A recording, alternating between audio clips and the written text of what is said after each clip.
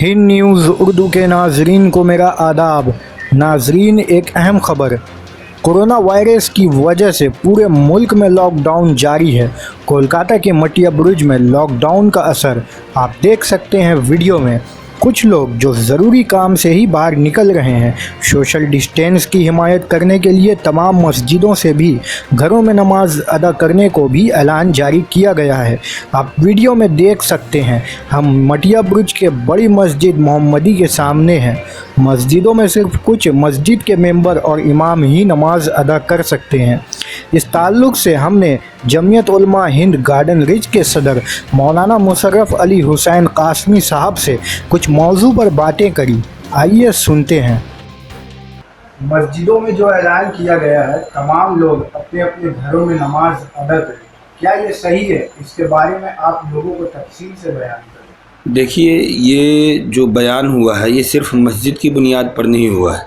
हमारे बहुत से मरकज़ी इदारे हैं, मिली तंजीम है और इसके साथ ही उलमाए किराम हैं, अकाबिर उलमाए किराम, बुजुर्गान दीन और अइम्मा किराम ने मुत्तफ़िक़ा तौर पर, माहिरीन ने जब ये ऐलान कर दिया कि कोरोना वायरस जो है ये हमारे मेल जोल से, आपसी मिलने जुलने से ये बढ़ता है, तो मुत्तफ़िक़ा तौर पर उलमाए किराम का, हमारी तंजीमों का ये ऐलान हुआ।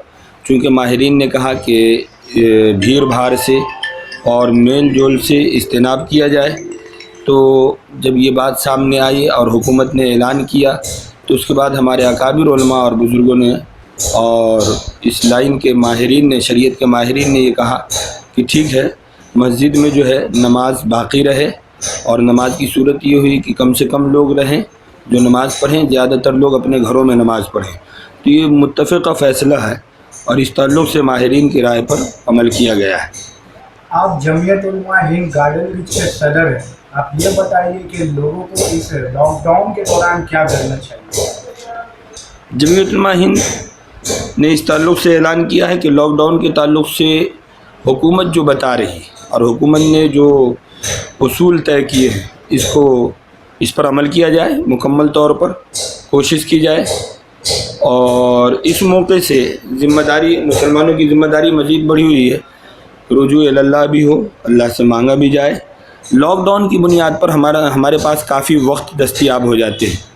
इन औक़ात में हम कुरान पाक की तिलावत, दरूद शरीफ, औराद व वज़ाइफ़, ये सारी चीज़ें कर सकते हैं। चूँकि हम घर में हैं, अपने बच्चों को दीनी तालीम, नमाज वग़ैरह दूसरी चीज़ें सिखाएं।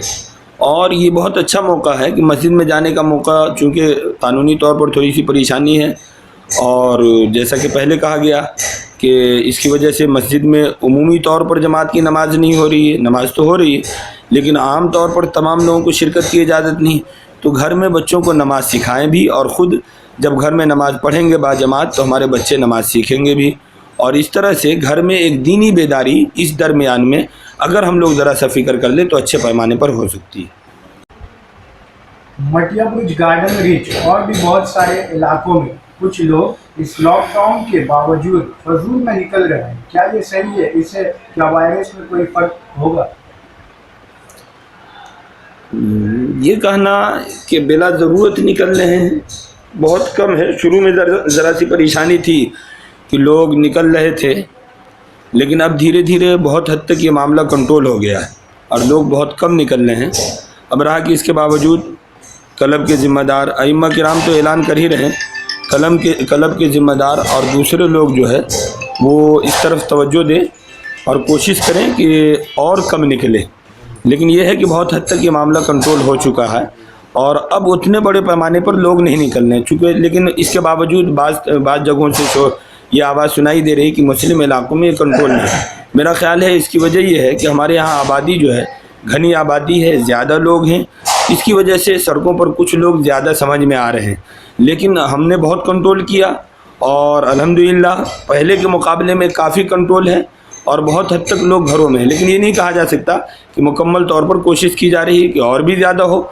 इसके लिए क्लब के ज़िम्मेदार हजरात हैं, दूसरे लोग हैं, वो लोग भी फ़िक्र करें ताकि ज़्यादा से ज़्यादा लोग अपने घरों में रहें।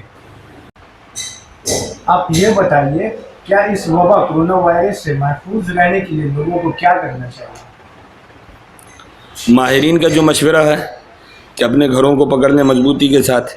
हमारे नबी सल्लल्लाहु अलैहि वसल्लम ने भी آفتوں کے مواقع پر، مصیبتوں فتنوں کے مواقع پر جو ہے گھروں کو مضبوطی کے ساتھ پکڑنے کا حکم دیا ہے، اور آج ماہرین وہی بات کہہ رہے ہیں جس کا اشارہ حدیث شریف میں موجود ہے۔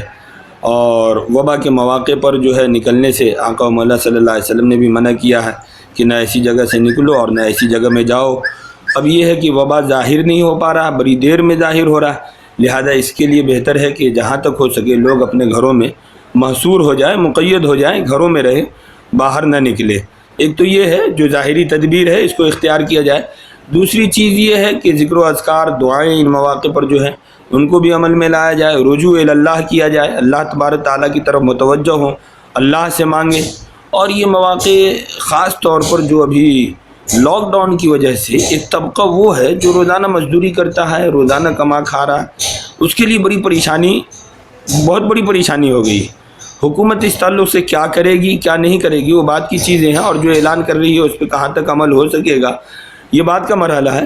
لیکن انسانی بنیادوں پر ہماری ذمہ داری یہ بڑھ جاتی ہے کہ ان مواقع پر ان غریبوں کی خبر گیری کریں اور خاموشی کے ساتھ ان کی امداد لوجہ اللہ کریں۔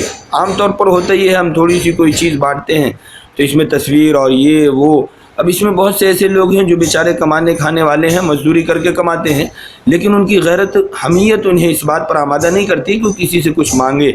اب وہ یہ نہیں چاہیں گے کہ کہیں پہ ایسی جگہ پہ جا کر کوئی چیز حاصل کرے جہاں پہ چیز لینے میں ہماری تصویر بن جائے، لوگ ہمیں دیکھیں۔ اس لیے بہتر یہ ہے کہ خاموشی کے ساتھ اہل ثروت حضرات اس طرف توجہ دیں اور ایسے ضرورت مندوں تک سامان کو پہنچائیں، اپنے محلوں میں پتہ لگا کر ان کے خوراک کا، ان کے کھانے پینے کا بندوبست کریں۔ یہ بہت بڑی ضرورت ہے، اس کی توجہ دی جائے۔ ضرورت مندوں کی جب ضرورت پوری کریں گے، ان کی دعائیں نکلیں گی تو اللہ تبارک تعالیٰ اس مصیبت سے پوری انسانیت کو انشاءاللہ نجات عطا فرمائے گا۔